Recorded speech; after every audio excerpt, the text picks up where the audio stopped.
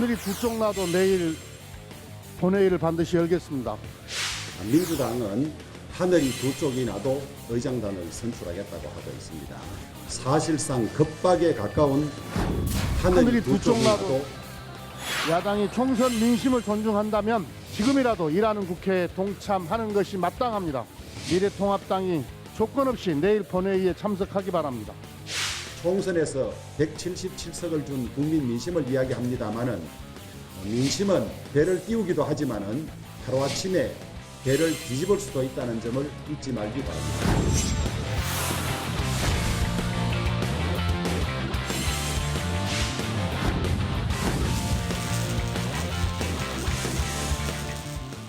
어제 서민들에게 빵 사 먹을 자유를 줘야 한다고 했던 미래통합당 김종인 위원장이 오늘은 기본소득 도입은 시대적 과제라고 밝혔습니다.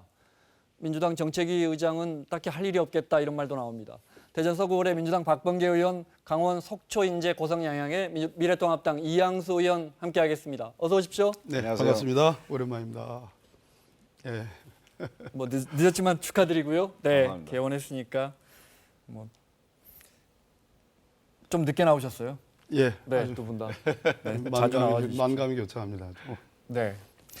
박 의원님 안 나오시는 동안에는 싸울 일이 별로 없었는데 의원님 나온다고 하니까 또 여야가 맞붙을 만한 논쟁거리들이 또 공교롭게 생깁니다. 자, 내일 국회 개원합니다. 오늘 저녁에 원내대표가 또 만난답니다. 그리고 잠시 후에 아마 미래통합당이 의총을 해서 의견을 모을 것 같고 혹시 뭐 극적 타결해서 내일 국회를 같이 열 수 있는 가능성도 있겠죠? 아니 뭐 정치라는 게 이제 한 치 앞을 내다볼 수가 없는 게 정치긴 한데 네. 우리 뭐 주호영 원내대표님은 제가 너무 잘 압니다. 오랫동안 방송도 같이 했고 또 이번에 국회법에 있는 국회 개원에 관한 규정들을 해석하는 걸 보면서 내일은 할 수 없이 네. 법의 정신에 따라 저희들 단독 국회로 그래요? 열 수밖에 없지 않느냐, 그리 갈 수밖에 얼추- 없지 않느냐. 얼추 분위기가 그렇다 이 그렇습니다. 말씀이시죠? 네. 국회법의 정신은 사실 뭐 6월 5일 날 반드시 그 이전에 협상을 해서 좀 열어라라고 하는 게 이제 그 국회법의 정신이죠. 6월 5일 날 기계적으로 반드시 단독으로라도 열라는 것이 아니고 네. 6월 5일 이전에 원구성 협상을 마무리 짓고 협의에 의해서 열어라 그런 건데 그것을 단독으로 하겠다. 특히 하늘이 두 쪽이나도 하겠다. 네. 하늘이 어떤 경우에 두 쪽이 날지는 모르겠는데 이렇게까지 과격한 발언을 제1당 그것도 177석을 확보한 그런 거대 여당의 원내대표께서 하시면서 야당을 겁박해가면서 정치를 하시는 것은 사실 과거 군사독재 정권 시절에나 가능했죠. 단독 국회 개원 이건 사실 군사독재 정권 시절에 가능했던 일이지 이렇게 김대중 대통령께서 많은 노력을 기울여서 민주당이 지금 김대중 대통령의 정신을 이어받고 있는 정당이잖아요. 네. 그런데 김대중 대통령께서 여야 협의에 의해서 상임위원장을 이렇게 배분하고 이런 노력을 해서 만든 것을 네. 그 이전으로 회귀시키겠다 하는 것은 좀 납득하기 어렵습니다. 제가- 분위기가 총선 전으로 돌아갔죠? 아니 이제 대선을 또 앞에 두고 있으니까 이제 뭐 네. 그럴 수 있는데 자 내일 뽑고자 하는 분들이 다른 분들이 아니고 국회의장, 네. 부의장 두 석입니다. 부의장은 민주당 측 부의장 몫과 네. 통합당 측 부의장 몫인데 그것은 기계적으로 교섭단체 내에서 결정이 나신 분들이 이미 두 분이 계셔요. 그 문제가 왜 통합당의 미래, 통합당의 여러 가지 정치적 결정들에 왜 그게 장애가 된다고 판단하냐 저는 이해가 안 됩니다. 적어도 네. 이제 조금 이따 우리가 논의해야 될 18개 상임위원회를 어떻게 배분할 거냐 혹은 지금 첨예하게 대립되고 있는 법사위원장을 누가 가져갈 거냐 예결위원장을 누가 가져갈 거냐 뭐 이런 논의 같으면야 뭐 통합당하고 민주당하고의 의견 차이가 있을 수 있습니다. 하지만 문 여는 건 당연한 거다. 그러나 국회를 이렇게 열어라고 그래서 국회법에 정해놓고 그게 국민의 뜻이고 네.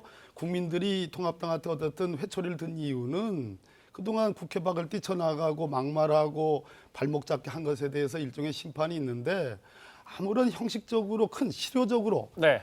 큰 뭐 통합당의 미래에 영향을 미치지 않는 국회문을 여는 거, 의장단을 뽑는 거에 대해서 의장단 왜 뽑고 이렇게 나서 또 상임위 또 협상하면 된다. 협상하면 이 말- 된다는 얘기입니다. 네. 그럼 박병석 의장님은 민주당과 야당 불참한 사이에서 이게 선출되는 걸 좋아하시겠어요? 아니 네. 그러면 예를 들어 시안을 저는 저 국회를 이렇게 바라봅니다.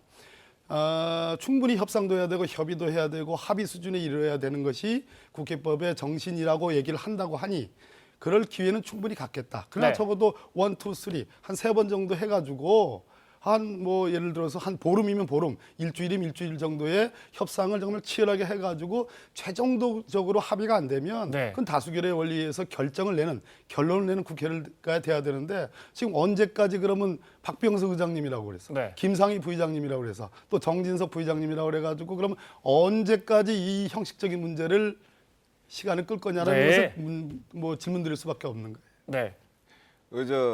다 아시면서 모른 척 하시면서 얘기하시는 것 같아요. 뭘 왜냐하면 국회의장을 뽑으면 여야 협의가 안 될 때는 국회의장이 18개 상임위원장 선출을 뭐 스스로 그냥 의결을 지시할 수가 있어요. 네.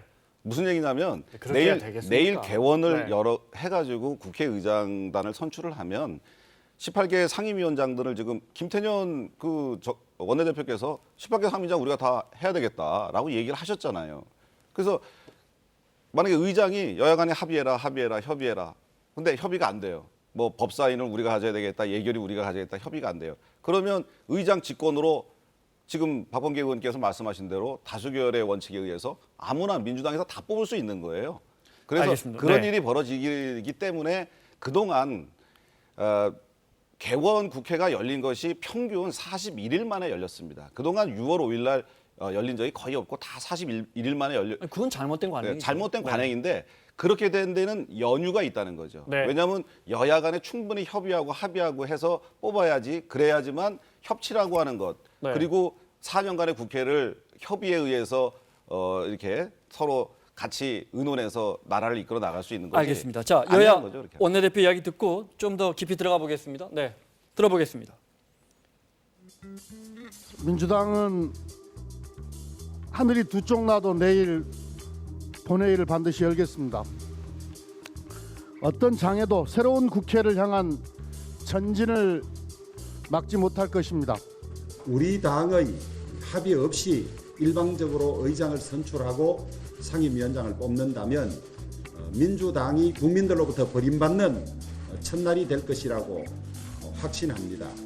야당이 총선 민심을 존중한다면 지금이라도 일하는 국회에 동참하는 것이 마땅합니다. 미래통합당이 조건 없이 내일 본회의에 참석하기 바랍니다. 정책과 대안으로 경쟁하는 새로운 국회로 나아가는 길에 미래통합당이 함께하기를 당부드립니다.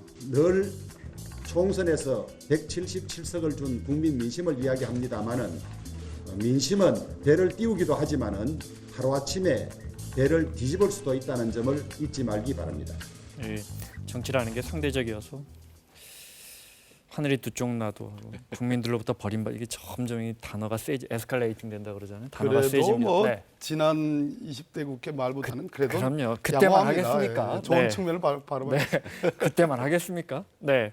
그러면 이제 의총해봐야겠지만 합의 안 된 상태에서 내일 본회의에 참석할 수도 있는 개원에 참석할 수도 있는 거 아니에요? 그러기는 지금 어렵습니까? 네. 오후 4시부터 저희 당이 의총을 그러니까요. 하고 있습니다. 네. 지금 진행 중인데 거기서 지금 그걸 논의하고 있어요. 어떻게 네. 할 것이냐. 민주당에서 저렇게 일방적으로 독주를 하겠다는데 네. 우리가 그래도 국회법에 6월 5일 개원을 명시하고 있으니 들어가는 게 맞겠느냐. 네. 아니면은 이것은 지금 국회 원구성 협상 전체를 갖다가 민주당한테 인정하는 꼴이 돼버린다. 우리가 국회에 본회의장이 들어가는 순간 네. 의장이 나중에 직권으로 상임위원장 배분을 결정해 버려도 할 말이 없게 된다. 그래서 아예 들어가지 말자 이런 의견들이 현재 동시에 상존하고 있거든요. 네. 뭐 어느 쪽 의견도 다 뭐 일리가 있는 의견입니다만 저는 개인적으로 이게 일방적인 국회를 이어나간다고 하는 것 네. 이것은 저희가 처음부터 좀 단호하게 의사 표시를 통해서 알려줘야 된다고 생각합니다. 특히 국민들한테도 알려드려야 돼요. 그래서 저는 들어가지 않는 것이 좋겠다는 생각을 네. 하는데 분명히 이제 민주당 우리대로 발목을 잡을 거라 그래요. 일하는 국회 해야 되는데 왜 당신들 안 들어오냐 이렇게 얘기할 것 같은데 일하는 국회 앞에 가로가 하나 있어요. 민주당만 혼자 일하는 국회 하겠다. 그래서 그것은 좀 막아야 되지 않겠나 생각이 저기 듭니다. 단호하게라고 하셨잖아요. 야당이 단호할 땐 단호해야 되죠. 근데 지금 이제 미래통합당이 민주당을 여당을 단호하게 견제하고 압박하면 전국 주도권을 잡고 나아가서 대선까지 그렇게 갈 수 있을까요? 지금 중요한 게 이게 상임위원장 미래통합당 입장에서 한 석 더 가져가고 이게 사실 중요합니까? 한 석을 더 가져가고 안 더 가져가고 이제 그런 여기서 거에 대한, 이기면 크게 뭐가 달라질까요? 그런 거에 대한 밥그릇 싸움을 하자는 것이 아니고 네. 국회는 기본적으로 정부를 견제해야 됩니다. 문재인 정부가 하는 것에 대해서 국회가 견제해야 되는데 물론입니다. 여당은 정부에 대한 견제 능력을 상실했어요. 뭐 이것이 대통령 중심제가 되다 보니까 여당은 청와대가 하자는 대로 다 따라가 주지 않습니까? 양당의 정강 정책에도 여당은 저 정부의 하는 일을 돕도록 그렇게 명시돼 있어요. 그렇기 네. 때문에 결국 야당이 정부를 견제해야 되는데 지금 야당이 정부를 견제할 게 할 수가 있는 게 별로 없어요. 결국은 법사위원장이나 예결위원장을 가져와서 여러 가지 법들의 일방적 통과라든지 그다음에 네. 예산의 일방적 통과를 좀 막고 합리적인 방향으로 해 나가야 된다라고 한 그 수단밖에 없거든요. 그거를 안 주겠다라고 하면은 그 네. 민주당에서 거대에서 너무 야박한 거죠. 제가 조금 네. 반박을 하면 견제라는 확실히 야당의 전가의 보도는 저희 민주당이 야당 생활을 훨씬 오래 해봤기 때문에 지극히 타당한 얘기입니다. 그런데 이번 총선의 민심은 견제를 하려면 제대로 해라. 그리고 협조할 일이 있으면 제대로 협조해라. 무엇보다 더 중요한 것은 국회 내에서 국민들이 절대적으로 필요하는 특히 코로나19와 관련된 여러 가지 추경 예산을 편성한 데서 우리가 끌었던 시간들을 생각해 보면 미국에서 1조 2천억 달러의 그 어마어마한 수천조의 그러한 트럼프의 예산을 정적인 낸시 펠로시가 수장으로 있는 하원에서 불과 4시간 만에 통과를 시켜줬습니다. 그런 경우도 우리 국민들이 원하는 거예요. 그래서 견제를 할 때 하더라도 네. 협조할 것은 협조를 하라라는 그런 정신을 한번 좀 되새겨봤으면 좋겠다는 말씀 드리고 견제 수단이 말이죠. 법사위원장 참 제 입으로 뭐 언론에 자꾸 하마평이 나오는데 네. 제 입으로 말씀드리는 게 조금 민망하긴 합니다만 지금 여쭤보지도 않았는데 본인이 말씀하시면 어떡해요? 아니 이따가 네. 물어볼 것 같아가지고 제가 저 센 질문 피하기 위해서 지금 미리 드리는 겁니다. 그런데 견제 수단이 법사위원장을 가지고 견제를 하겠다라는 발상이 잘못된 거예요. 왜 그런가 하니 각 상임위별로 야당 의원이 왜 없습니까? 있습니다. 그리고 빛나는 전통, 소위 저는 요즘에 그것이 굉장히 독소 조항이 된다고 보는데 협의 조항을 사실상 합의로 해석해가지고 각 상임위에서 아무리 야당 의원 수가 적더라도 합의제로 관행적으로 운영을 해왔습니다. 네. 거기서 견제를 우리 여야 합의 안 되면 법안 못 올라갑니다. 못 올라갑니다. 네. 그런데 다만 상임위와 법사위를 논의하는 그 시간 차이가 있습니다. 소위 네. 타임레그가 네. 있는데 그동안의 전국의 변수들을 야당 지도부들이 법사위를 통해서 법사위원장을 통해서 전국의 변수를 반영하려는 그러한 잘못된 구습이 있었어요. 그렇기 때문에 우리 네. 이양수 의원님 같이 좋으신 의원님이 자꾸 이렇게 무지막지한 말씀하지 마시고 알겠습니다. 자, 합리적으로 자 좀 법사위원장 이야기 나왔으니까 그래픽 하나 올려주실래요? 지금 물망에 오르시는 두 분이 있는데, 네, 뭐라고 질문을 드리죠? 법사위원장을 내주고 다른 상임위를 177석에 맞는 다른 상임위를 좀 더 다른 상임위도 매우 중요하니까요. 더 받아오는 것도 가능합니까? 아니요, 안 돼요. 그렇게 안 왜안 돼요. 되는 거 아니? 네. 과거에 14. 핵심은 법사위원장. 네. 아니 그래서 제가 제가 참 난처하시겠어요. 답변하시기. 네. 아니 저 하라는 그 어떠한 언질이나 보장도 없어요. 네. 그리고 제가 연공서열 선수와 나이로 따져서 네. 아마 상임위원장 그 순서에 들어가는지조차도 의문이에요. 그런데 네. 이 법사위원장이라는 자리가 상임위원장 어떻게 배분하는 자리가 언제나 협상의 결과물이었어요. 그게 네. 룰이 딱 정해져 있는 것이 아니고 과거에 야당이 하는 시절이 있었고 여당이 하는 시절이 있었고 최근에 20대 국회 때 전반기는 집권 여당인 통합당의 우리 권성동 위원장이 네. 하셨어요. 그러니까 이 룰이 아니다. 두 번째는 법사위와 법사위원장을 최종적으로 야당이 정부와 여당을 견제하기 위한 수단으로 해석하는 한 저는 그 법사위원장 이야기는 저희가 절대 넘겨드릴 수 없다. 알겠습니다. 저희가 일주일 동안 했기 때문에 이 의원님 반론만 듣고 네. 여쭤볼 게 많아요. 네. 네. 과거에 저 15대 국회하고 18대 국회 때 우리 당이 더 대승을 거뒀죠. 또 그리고 친박연대라든지 뭐 이런 당까지 합치면은 180석을 네. 거의 넘어 지금하고 비슷한 상황입니다. 네. 그때도 법사위를 항상 민주당이 가져갔어요. 어떻게 가져갔냐? 80일을 버텨가면서 국회를 개원 안 하고서 네. 결국은 가져갔거든요. 그러고서 18대 국회 때 지금 20대 국회가 최악의 국회라는데 그때 우리 당이 민주당의 그 의사 일정을 보이콧한 게 한 27회 됩니다. 근데 18대 때 민주당이 의사 일정을 보이콧한 게 37회나 돼요. 그래서 민주당이 지금 과거에 본인들이 야당할 때 생각을 좀 한다면 네. 지금 상황에서는 어떻게 해야 될 것인가 정답이 알겠습니다. 나오는데도 이렇게 하는 자, 거좀 진도가 좀 나가요. 아니, 진도가 나가야 돼. 과거 민주당 잘못한 걸 너무 배우려고 그러지 마시고 그걸 반면교사 삼아서 좀 발상의 전환을 좀 하시라고 좀. 상임위 배분 지나가면 원구성이야 되겠죠. 빨리 될 거라고 믿습니다. 미래통합당 재선위원들 사이에서 공수처 곧 이제 발족을 하는데 이거 막아야 한다라는 논의가 있었습니까?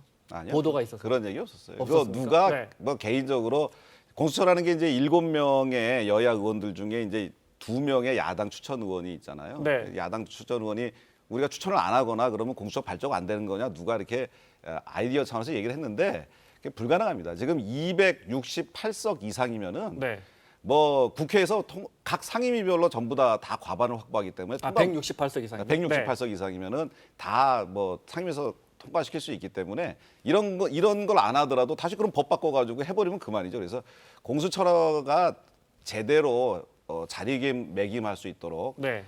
지금 우리가 일부에서 그 많은 국민들이라든가 저희가 지금 염려하는 것처럼 만약에 정권이 이 공수처를 활용해서 검경을 통제하고 압박하고 이런 수단도 사용하지 못하게 하는 그런 방안들을 만드는 것이 중요하지 그 출범을 못하게 하는 것은 뭐 네. 법률적으로 지금의 저희들의 숫자라든가 이런 능력으로는 불가능합니다. 알겠습니다. 간단하게 네 공수처장 추천권 미래통합당에 2장 갑니까? 2명? 법적으로 그렇게 돼 그렇게 돼 있어요. 있죠. 그래서 그럼 미래통합당이 반대하는 사람은 못 추천 해요. 못하게 돼 있는 거죠. 지금 저기 이양수 의원님이 이제 마음이 좋으셔가지고 막을 수 없다라고 이제 해석을 하셨는데 네. 막을 수밖에 없어요. 왜 그런 거 아니? 지금 선진화법이 살아 있는 거예요. 네. 그래서 지금 통과된 공수처법에 의하면 야당목 2석을 지금 통합당이 지금 행사할 수밖에 없게 되는 거고 두 분이 반대하면은 추천이 불가능하게 네. 돼 있어요. 그러면 공수 출범이 안 되고 더더욱 중요한 거는 우여곡절 끝에 두 분의 후보자를 공수처장 후보자를 대통령께 추천을 하더라도 그 인사청문회를 해야 되는데 한 분을 네. 대통령이 지명할 거 아니겠습니까? 인사청문회를 해야 되는데 인사청문회법 개정안이 지금 상정조차도 안 돼 있어요. 네, 그 법 통과시켜야 돼요. 예, 그거 통과시키려면 다시 또 패스트트랙을 해야 되는 문제가 생깁니다. 아니 근데 예. 권성동 의원님만 해도 이 자리에서 한 2주 전에 그거는 통과시켜 줘야 한다고 하시더라고요. 아니, 그분은 미래통합당 의원이 아니시군요. 그분은 저기 중립지대 네. 중립지대 아니시고 네. 우리 당 미래통합당이 같이 아주 기둥 같은 분이시죠. 의견을 네. 같이 홍준표 나누고 있는 의원님이나 뭐 권성동 의원님을 그 통합당의 의견으로 자주 이렇게 인용을 하시던데 제가 가만히 봤어요. 근데 네. 좀 이게 잘 분별을 하셔야 될 것 같아요. 알겠습니다. 예, 네. 오늘도 이 또 문제는 이 문제는 좀 분명히 네. 짚고 넘어야 되는데 공수처장 임명이라든가 이런 것 의사 일정에 대해서 저희는 적극적으로 협조할 의사가 있고요. 네. 그건 마음속으로 그리고 이 만약에 의원님 지금 생각이 박범계 나니까. 의원님 말씀처럼 그거를 막으면 1년 정도 패스트트랙 절차만 거치면 결국 법을 또 다 된단 말이죠. 바꿔서 네. 할 수가 있기 다음 때문에 주제로 우리가 넘어가겠습니다. 막을 네. 수 있는 게 아니다. 그런데 이런 것들이 제대로 되려면 어떻게 되냐? 개원 협상부터 협치가 이루어져야 그런 것들이 우리가 잘 네. 협치가 된다 이 뜻입니다. 알겠습니다. 금태섭 전 의원 징계 논란 이야기하겠습니다. 민주당 내 목소리 먼저 들어보겠습니다. 당론에 위반하는 경우를 징계 사유로 규정하고 있습니다. 헌법 및 국회법의 규정과 충돌이 발생할 여지가 있습니다. 금 전 의원 개인의 문제에 국한하는 것이 아니라 정당 민주주의 하에서 국회의원의 직무상 양심을 어디까지 허용할 것인가라는 대단히 중요한 헌법상의 문제라고 생각됩니다. 해당 그 공수처 반대와 관련되어서 같은 당에 있었던 같은 동료 의원들이 공감하지 못했고 또 무엇보다 많은 국민들이 거기에 대해서 이해를 못해가지고 평가를 내린 것인데 타인이 가지고 있는 여러 주장이라든가 이런 것들에 대한 존중과 배려가 좀 부족하지 않았나. 개인의 어떤 소신과 정당이 맞지 않는 것이기 때문에 어떻게 보면 무소속으로 활동하는 게 맞지 않나라는 생각도 듭니다. 저거 먼저 여쭤볼게요. 김남국 의원이 당과 소신과 생각이 다르면 그 당론과 다르면 탈당하는 게 맞지 않나. 그럼 민주당의 모든 의원은 당론과 생각이 일치하는 분들만 177명이 있습니까? 그 질문을 그렇게 오랜만에 나왔는데 아주 면도날도 아니고 이렇게 바늘처럼 이렇게 찔러버리고 이렇게 생각이 다른 분이 있으나 네. 이거는 저 법리의 문제가 아니고 우리나라의 이제 법을 해석하는 최종적인 기관은 헌법재판소죠. 네. 헌법재판소가 김홍신 의원 케이스에서 이렇게 얘기를 했습니다. 그러니까 국회의원은 국민들에서 선출되니까 자유위임이다. 즉 국회의원 소신대로 표결을 하면 된다. 네. 그러나 그거와 다르게 정당 민주주의, 정당 제도라는 것이 있다. 정당이 국민을 대변하는 시대가 됐다. 그래서 정당 내에서 정당의 소위 이 사실상의 강제에 반하는, 즉 당론에 반하는 어떤 행위를 했을 때 거기에 대해서 징계를 하는 것, 심지어 네. 제명까지 하는 것도 가능하다라는 것이 우리 헌법재판소의 지금 판례예요. 그러니까 우리 저기 김혜영 의원님 제가 참 좋아하긴 하지만 그게 헌법과 국회법의 정신과 맞지 않다라는 그 말씀은 제가 보기에는 헌재의 결론하고는 다른 얘기고, 김남국 의원께서 저희 뭐 제가 아주 참 좋아하고 저 오랫동안 여러 가지 일도 같이 하신 분인데 생각이 다르다. 그 생각이 다른 정도가 한계를 넘어선다. 그것은 문제가 저는 있다고 보는데, 다만 이번 그 금태섭 의원 케이스에서 제가 뭐 네. 말씀드렸습니다. 저거는 그냥 기권한 그 표결 하나를 가지고 민주당의 윤리심판원이 그러한 판단을 내는 것이 아니라 적어도 제가 본 한 2년 가까운 동안 금태섭 의원께서 공수처에 관련된 검경수사권 조정에 관련된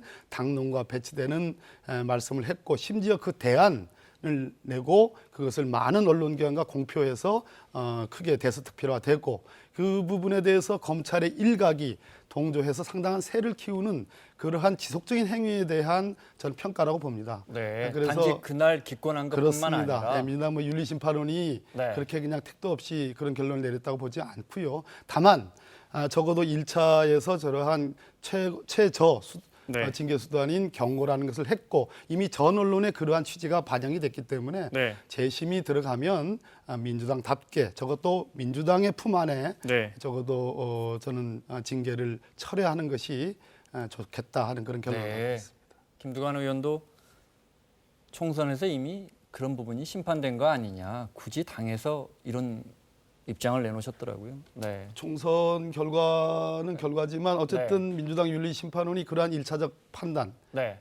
평가를 한 것을 온 국민이 알게 됐으니까 네. 2차 판단에서는 2차 판단에서는 구제를 하는 게 좋지 않는가. 뭐 단적으로 말씀드리면 통합당에서도 이런 짓은 안 합니다. 특히 네. 민주당에서도 처음 있는 일이에요.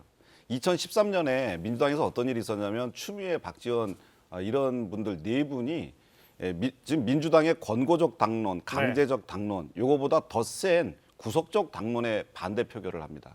그때 이제 남북 정상회담 회의록 자료 제출 요구권에 대해서 당론으로 그걸 요구하는데 그걸 반대를 했거든요. 네.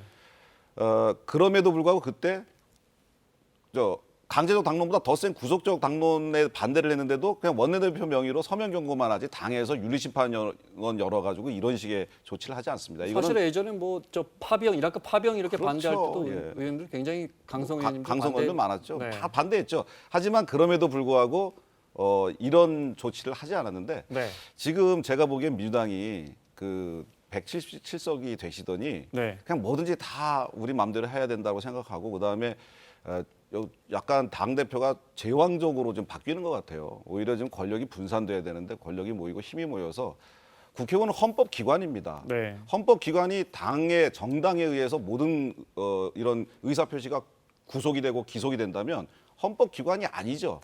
근데 이제 박 의원님 말씀은 그동안에 했던 게 너무 수위를 지나쳤다. 이 말씀으로 이해하겠습니다. 아까 NLL 대화로 공개 때 네. 예를 들어서 박지원 의원님 같은 분은 그 남북 정상회담에 많이 관여를 하셨던 분이고, 적어도 남북 적대적 대치 관계에서 양 정상 간에 그러한 정상회담을 하는 그 과정들이 문서로서 공개되는 것에 대한 우려 때문에 이제 반대를 한 네. 거예요.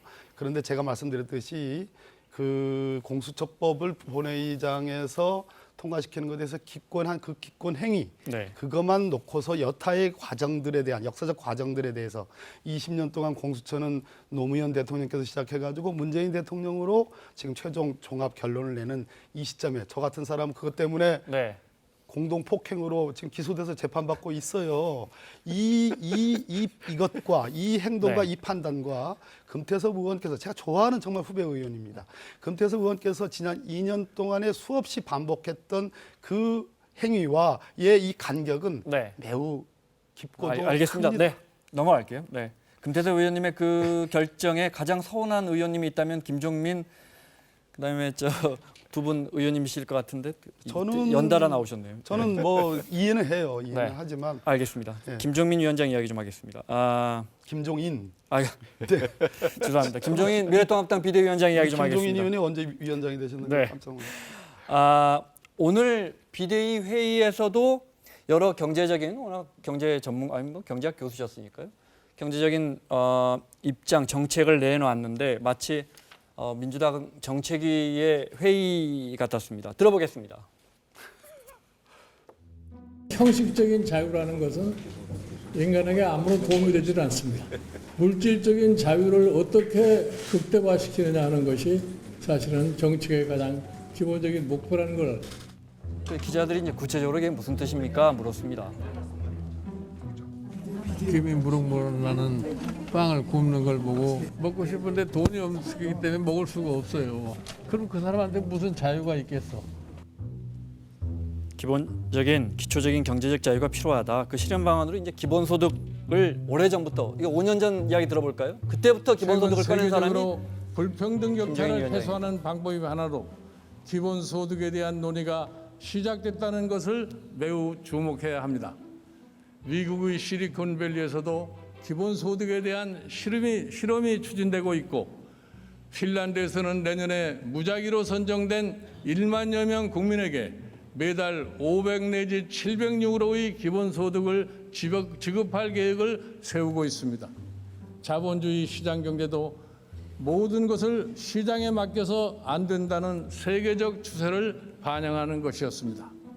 오늘 그래서 기본소득 도입은 시대적 과제다. 물론 우리 재정 상황에 대해서 1, 2, 3차 추경까지 하니까 지금 뭐 도입할 상황은 아니다 이렇게 말은 좀 아끼셨지만 어쨌든 이걸 화두로 던져버리셨어요. 네. 어쩔 수 없는 선택이라고 생각합니다. 기본소득제에 대한 논의를 해야 돼요. 지금 네. 지금 상황에서도 평생 열심히 일해도 결국 나중에 연세 들어도 가난한 영세 농어민들, 네. 그다음에 도시 빈민들, 어떤 사회보장의 사각지대에 있는 그런 분들 많아요. 특히 청년들이 어떤 고용 절벽에 지금 다다라 있는데 이것이 점점 더 심해질 거라고 생각해요. 왜냐하면 AI하고 로봇가 계속 대체해 나가기 때문에 일자리를. 그래서 사람들이 일자리가 별로 줄어들 거란 말이죠. 그럼 누군가는 정부가 나서서 이 기본소득제를 만들어서 그렇게 소득이 없는 사람들을 살 수 있게 해줘야 되거든요. 그런 차원에서 이것이 반드시 돼야 되는데 다들 해야 된다는 생각에는 공감들을 합니다. 그런데 재원을 어떻게 할 것이냐 이제 네. 이런 문제들인데 지금 제가 그냥 공부한 바로는 지금 우리 국민연금 체계도 좀 바꿔야 되더라고요. 이제 과거 국민연금을 맨 처음 설계했을 때는 굉장히 직업군이 좀 지금처럼 다양하지 못했기 때문에 이런 것들에 대한 것도 좀 다양하게 만들어야 되고 기초연금, 노령연금, 그다음에 저출산대책비로도 많은 금액들이 아동수당 이런 것까지 다 합쳐야 그런 게 예산이 네. 되는데도 네. 저출산율이 높아지지 않고 있기 때문에 이런 것들을 다 묶어서 그리고 공정하고 공평하게 좀 배분되는 네. 그런 시스템을 만들어야 돼야 된다라고 하는 측면에서 연구가 많이 필요합니다만 반드시 지금부터 논의를 해서 차츰차츰 수혜 대상을 확대해 네. 나가는 방식으로 해서 궁극적으로는 전 국민이 안심하고 노후에 대한 대비, 그다음에 일상적으로 내가 살아가는데 사회 안전망이 갖춰져야 된다 이런 생각을 네. 했습니다. 제가 제 귀를 지금 의심하고 있습니다. 그러니까 그렇죠. 지금 이게 어떻게 된 상황이죠? 통합을 해야 되는 네. 상황에 와 있네요. 민주당하고 통합당하고 이거 뭐 따로 갈 일이 아니에요. 그래서 이제 법률 용어 중에 이익으로 원용한다는 말이 있어요. 네. 그러면 이익으로 한번 원용하면 저걸 철회하지 못하는 거예요. 김종인 대표께서 저도 제가 모셔본 분이기 때문에 잘 네. 압니다. 여야에서 저분 안 모셔본 분들 워낙 왔다 갔다를 오래 하셔가지고 네. 지킬 거예요 아마. 네. 그 이익으로 일단 원용합니다. 그래서 우리나라도 이제 드디어 구라파 서유럽, 북유럽식의 정말로 아주 고급스러운 네. 복지담론이 우리 사회에서 생산적으로 네. 논의하는 계기가 됐고 더욱 중요한 것은 지금 우리 이양수 의원님께서 기본소득에 관심이 있다고 제가 알고 있고 지금 우리나라는 4대 보험을 중심으로 한 복지 체계입니다. 네. 그러나 지출 구조가 전체적으로 GDP의 이제 11%밖에 안 됩니다.